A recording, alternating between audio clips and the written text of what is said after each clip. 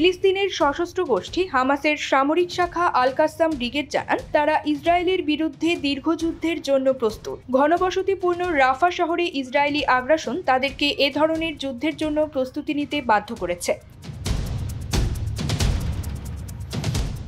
সংবাদ মাধ্যম Pars Today জানিয়েছে, গতকাল শুক্রবার একটি ভিডিও বার্তায় হামাসের আল কাসাম মুখপাত্র আবু ওবায়দা বলেন, আমাদের জনগণের বিরুদ্ধে ইসরায়েলি আগ্রাসন বন্ধ করার বিষয়ে পরিপূর্ণ ইচ্ছা থাকা সত্ত্বেও আমরা শত্রুর বিরুদ্ধে দীর্ঘস্থায়ী যুদ্ধের জন্য প্রস্তুত। আমরা এই ভূখণ্ডের বাসিন্দা এবং এর আসল মালিকও আমরা।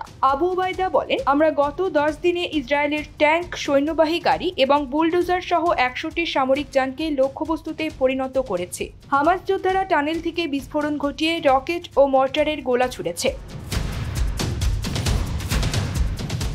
স্নাইপারের মাধ্যমে ইসরায়েলি সেনাদের হতাহত করেছে, কিন্তু তাদের ক্ষয়ক্ষতির প্রকৃত তথ্য তারা প্রকাশ করে না। তিনি বলেন, হামাস যোদ্ধারা রাফা শহরের পূর্বাঞ্চলে ইহুদিবাদী সেনাদের মারাত্মক ক্ষয়ক্ষতির মুখে ফেলেছে।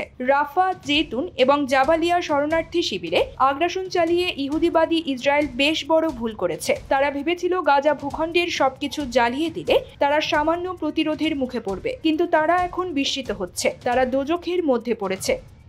News desk, channel 16।